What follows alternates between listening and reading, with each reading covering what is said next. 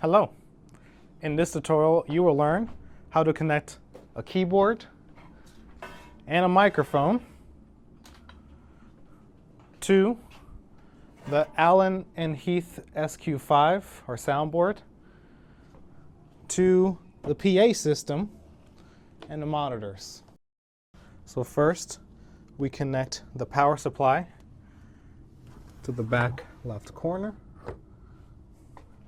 And we can turn it on, that button there. Everything should turn on. Boom. I'm going to show how to do one input, but then you can do the rest. For some reason, on our specific one at Pyramid, the second one is always loud. It doesn't matter if you turn it all the way down, doesn't matter if you mute it, it's always loud. So we just never use the second input. That's something new that's happening. Maybe it'll get fixed.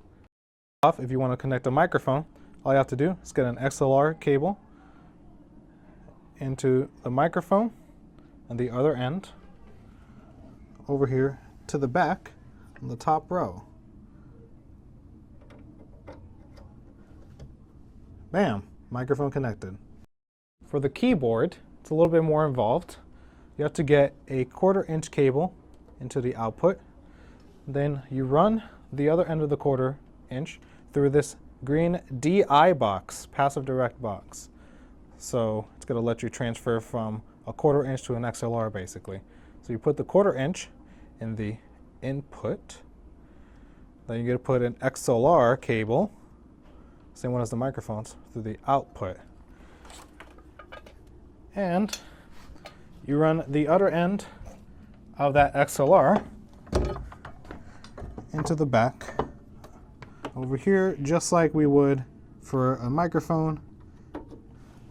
And there you go. Keyboard connected. So now with the speakers, there were two of them.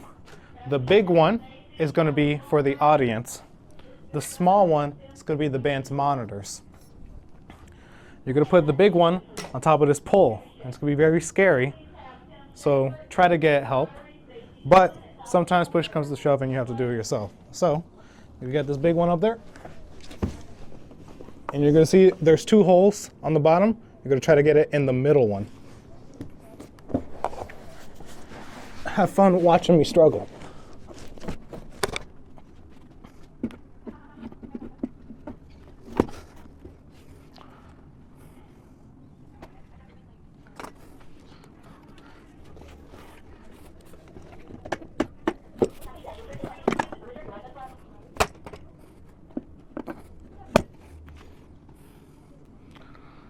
I put it in the wrong one at first. Now I put it in the right one. That's why it's best to have two people. And it's going to feel like it's going to tip over, but it's not, I promise. The power cable is this blue guy, and it goes into the blue input. Yeah. Now, unlike the microphone, when you attach the XLR cable from the audience speaker to the soundboard, you have to use this one for the speaker. This one will go into the soundboard. It's the opposite for the microphone. Now for this speaker specifically, it doesn't make a difference whether you put it in A or B, the left, right, or right side. But I'm going to put it in B because the A, you see this little knob? It's been knocked off on the A. So I just like to put it in B so I have more control over this. With A, you kind of don't really know where the volume is, and it's a little harder to use. So there it goes. And then lastly on this, you'll see that on the input, there is a little switch that says line or mic, line or microphone. You're going to want to leave it on mic. Otherwise, everything's going to be super quiet. The other end of that XLR cable that went into the audience speaker, you're going to put it over, not on this top row, but on the bottom left. You're going to see that there's ones that say 11L and 12R. That's where the speakers will go. Doesn't matter if you put it on 11 or 12, as long as they go in one of them.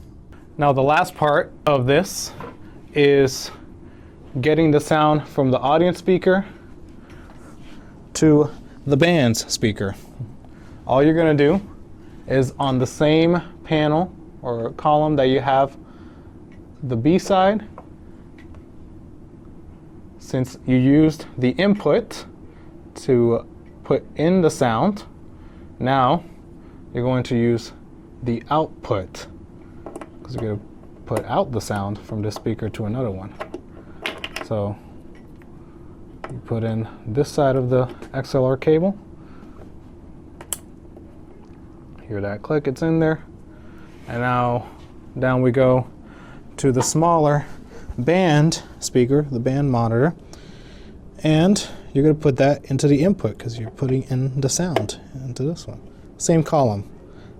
I think this is where the column side A or side B matters this time. You want to make sure they match. And of course, power. You need that juice. So everything is turned on and connected. So now, let's say it is the end of the gig. What you don't want to do is this. All right, all done, gonna power it off. Whoa, big mistake. You're gonna short circuit some stuff. It's gonna damage the electronics eventually. What you wanna do is turn everything off in reverse order. So the last thing that was put together is the band monitor. So you're gonna go and click the power off. Okay, now that's good. Then the audience monitor. Boom, we powered that off. Then we go to the Allen and Heath SQ5, press shut down. We wait until it says it is now safe to turn off your SQ5. And now we turn it off, get paid, go home happy. Okay, that's the end of the tutorial. Bye.